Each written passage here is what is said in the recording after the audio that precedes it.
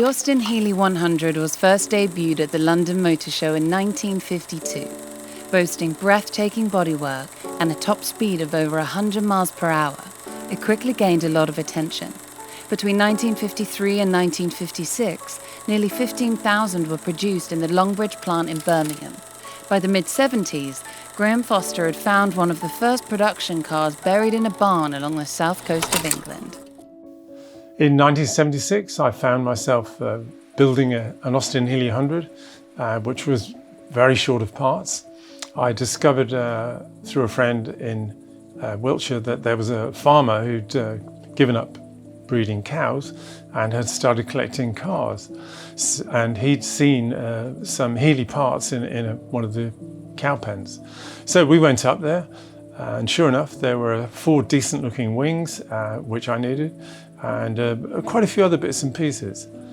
I negotiated then to buy everything the farmer had for a very reasonable price, and took the whole thing away and took it to my workshop, realised that the car was in better shape overall, or the parts were in better shape overall than the parts that I had. So I started to rebuild this car instead of adding to the other one. During the rebuild, I met a man called John Wheatley from the Austin Healey Club in the Midlands, and he was also a 100 owner, and he became a great resource for technical details about rebuilding my 100, invaluable. He also told me about an event which was coming up that year, which was the Austin Healey Club International Healey Weekend in Bewley in Hampshire at the Motor Museum, which was very close to where we lived. We went along. I then met a chap called Mike Pragnell, and I joined, through him I joined the club, and there began 25 plus years of involvement in the Austin Healey Club of Great Britain. The involvement I had with the Healey Club in the New Forest Centre grew as we generated a lot of enthusiasm in our members to go and attend the events such as Healey Club racing, hill climb events, auto tests, and lots of people started to take part in this. So we became a very active centre.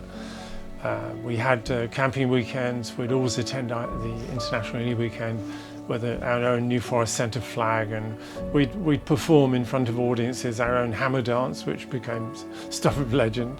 I then started a meeting in our local pub in the New Forest, in a very pretty village, and people would come from some of the other centres to our meetings on the second Friday of every month.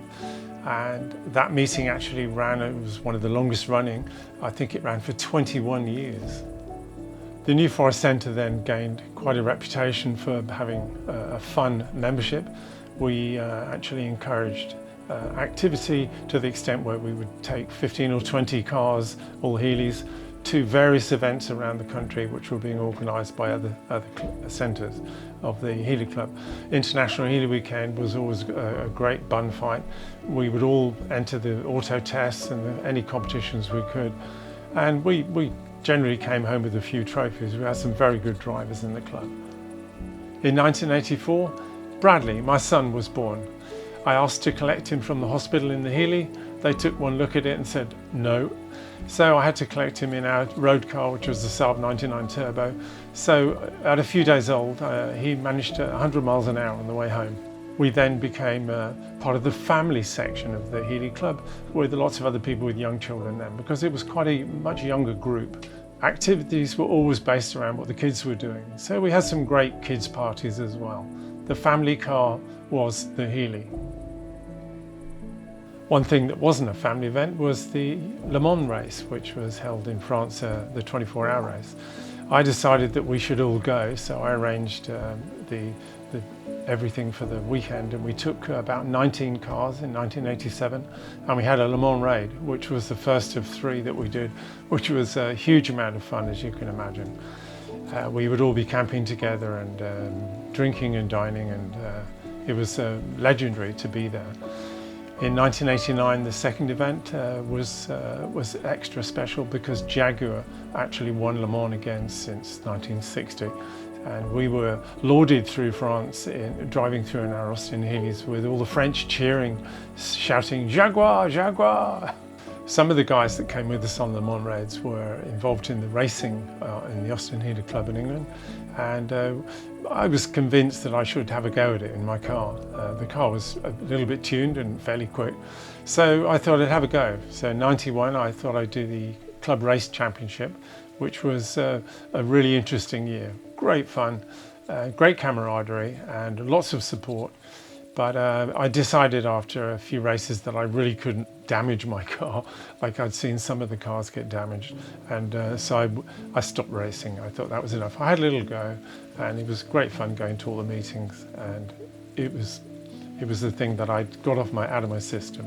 One of the races that we were invited to as the Healey Club of Great Britain was the race at Montlhéry near Paris. I wasn't entered, but all the faster boys were invited by the French club to compete. And we took a usual crowd of good fun guys from the New Forest Centre and had an absolute riotous weekend. And we all got to go, or some of us got to go on the banked circuit, which took some doing. Another one of the New Forest Centre invitational weekends was from Bristol. We had an invitation from John Chatham, Joe Cox, etc., and the racing boys to a celebration end of summer weekend, usually held in October, to the Isle of Wight, where we'd have a competition against the Isle of Wight Car Club, who would turn up in all kinds of strange machines, V8 sandrails and turbocharged minis and things.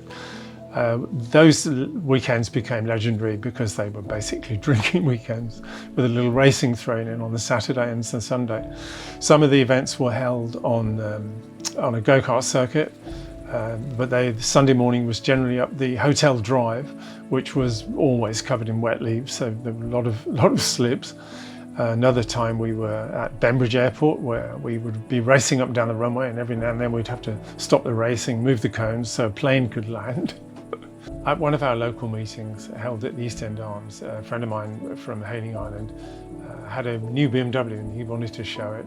So he came up and said, "Oh, I'll drive, we'll go in the BM." And I said, "Nice car, but it's a Healey meeting, we should take the Healey." And he said, "No problem, I'll drive back." Okay, so we did the usual Healey thing, had a great night. Roy drove back, and on the way back, he was completely sober. On the way back, the car slithered into a ditch. Complete surprise. We were doing 30 miles an hour, just one of the camber problems of the roads in the New Forest. Well, I took the car home and had a good look at it in the morning and realised that it needed some serious work. So that was the beginning of the second rebuild in 1997. Roy, of course, as you can imagine, was very upset that he'd done this to my lovely old car. And he said, "Look, get it fixed." And he sent, Monday, I think I got a cheque through the post. He said, "Just tell me what you need." I thought this was very honourable of him, and he's a good friend. But I contacted the insurance company, and they said, "Yes, okay, we can cover this." I had a couple of quotes, and I suggested I could do it myself, and they said, "Yes, okay, we'll give you a go ahead." We had to send around an inspector. However, on the Saturday, a friend of mine had phoned up and said, "How's the car? It's a bit of a mess." And he said, "All right, I'm free on Sunday and Saturday. Should we strip it?" Okay, great. Richard Wright, thank you very much. He came over early Saturday morning. We stripped the car and had it in 1,000 pieces by Sunday afternoon. And I hoisted the chassis up into the roof of my factory, and it just hung up there while we carried on with work. A few days later, the insurance guy came around and said, "Oh, I've come to inspect the car." I said, "Oh, just walk past it." "Really?" He looked out of the office window. "I can't see it." I said, "Look, it's up there in the roof." "Oh, you've started." "Well, we've got a bit more than that." He said, "That's okay, let's go with this." So he gave us the authority, and I rebuilt the car from top to bottom. And I put the car back together. The engine gearbox were okay, and she was back on the road in rebuilt condition again. Alongside my passion for the Healey is another passion for sailing. This actually lessened my involvement with the Healey Club in general, but we still did activities with them and enjoyed sailing the boat. Before Pauline and I were married, we came on holiday to a place called Lacquer in Corfu, and were thoroughly impressed and really enjoyed Greece. And we questioned one day whether we might come and live in Greece when we were older. Bear in mind, we weren't even married then. We still argue over who said that. We kept that dream alive for many, many years, kept putting money away because we really knew we were going to do it. I intended to retire early and have a sailing life in Greece. Then in 2006, I came to live in Kefalonia, and I then nipped back and got the boat and took the next 2 months sailing her down from England, which was a whole series of stories in itself.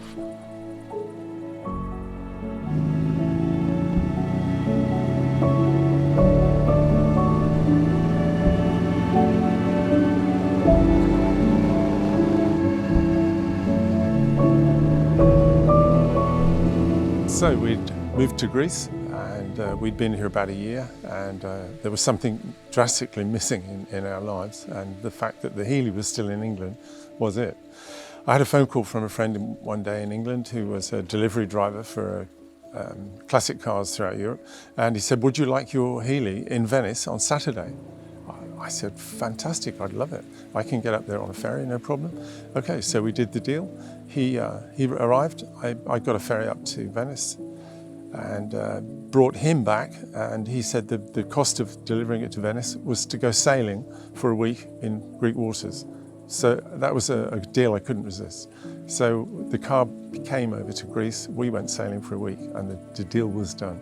So living in Greece with the Healey is different from living in England with it.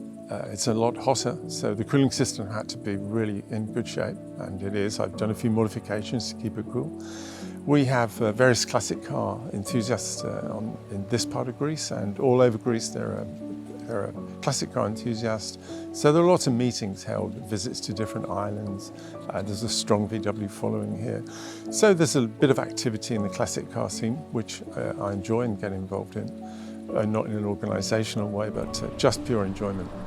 But the roads in Greece are pretty much empty away from Athens, and the driving is exceptional. It's as good as the Italian and the French Riviera is, but without the traffic.